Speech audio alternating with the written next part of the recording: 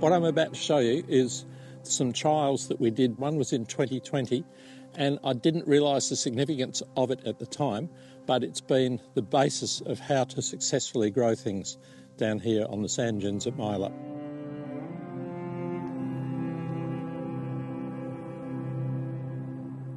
My name is Bruce Ivers, and I come from Trees Australia, which is my own little business where I take school kids tree planting. And the whole essence of what we're doing here is to involve the children and to show them that they can make a positive difference to the environment. This project started off when Cath Bishop, who was the Deputy Principal at Ardross Primary School, was approached by 3 Year 6 boys in February 2016. Some boys rushed up and said, "Oh, there's been terrible fires at Myalup and the black cockatoos are going to have no food source. What can we do? We've got some ideas. Can we plant some gum trees and take them and put them where the fire was?" And we went, "All right, yeah, we can try and do that." And I made some phone calls and ended up speaking to Samantha Pickering from the Shire of Harvey, who have been a great supporter of ours over the years. And we decided that we would do a pilot project in 2016.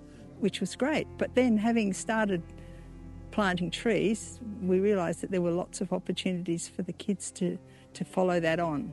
And so in 2018 we started planting here.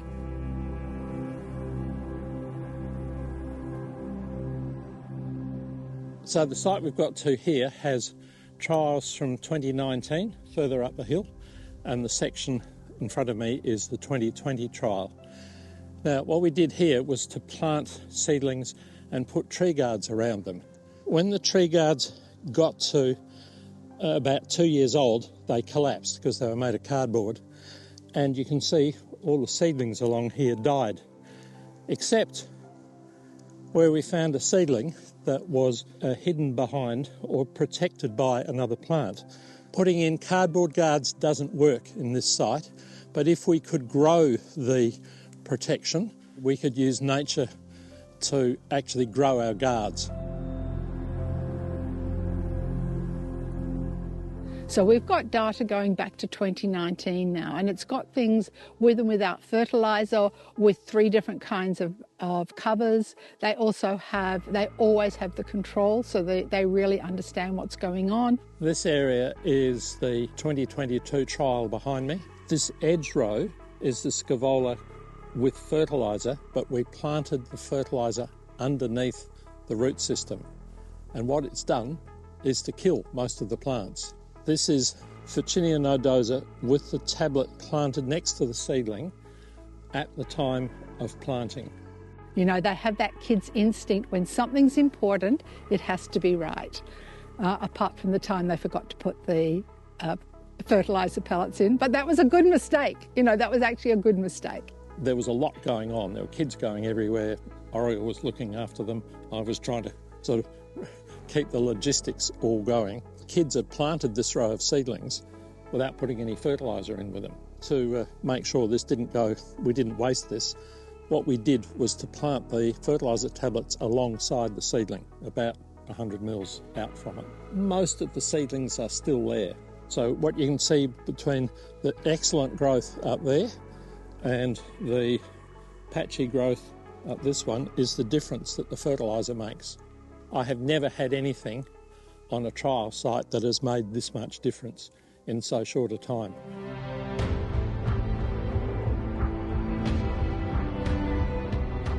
This is one of the big lessons, the big learnings, is that we can actually get fertiliser to do that.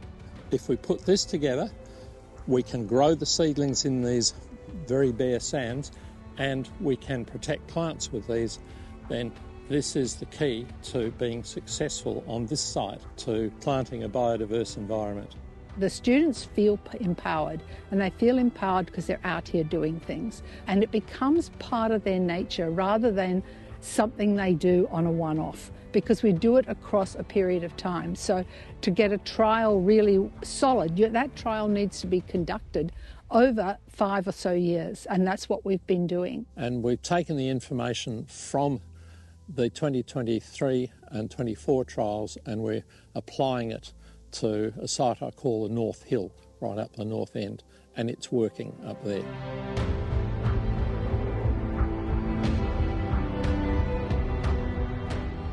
So before we came here, up to my left was bald. There was no vegetation on it at all.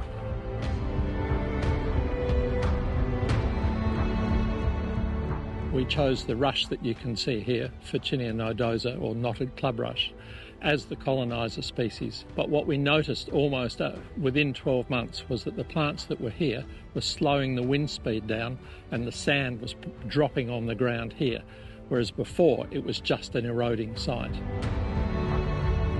Last year we started planting other species in amongst this, and you can see some pigface, and they have just taken off. This is the start of what I want to try and achieve here, to bring biodiversity back into this site.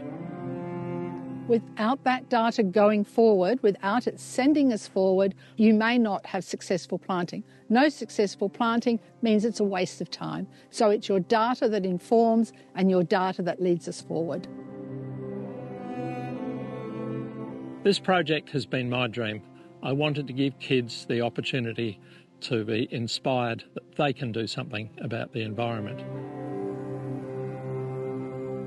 So when I did my story on this, Bruce had just planted his 500,000th plant, so it was 500,000 native plants planted by a community stalwart doing really cool stuff, and it was just something that was really interesting and really cool. And from my perspective, I like looking at stories that are, positive and local and about people actually doing good stuff, and I can't really think of a better project than this. It's just good giving attention to people who do good things and deserve that kind of praise for doing something cool like this. All the way through this, I've been supported by some amazing people, particularly the school teachers like Cath and Auriol.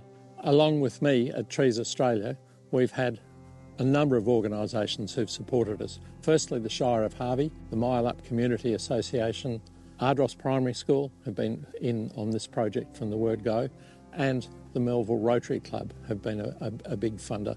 So working with these organisations together is a clear example of collective impact, how we brought people from a whole lot of different walks of life or different organisations together, and we've managed to do something great for the environment and great for the kids. What I love about the successes in this is that kids who were really worried about the world that they were coming into got the opportunity to feel that they were doing something and making a difference. Involving the children in projects like this enables us all to win, from all different sides, from the people who funded this, people who've supported it, the local community. It's really fabulous. This site is an exciting example of what we can do. The example that you can see here could be extended over most of the bare sand that is along this coastline. I think we've got to accept that if we're doing this revegetation, we have to have a long-term view. And the best thing to do is to start now.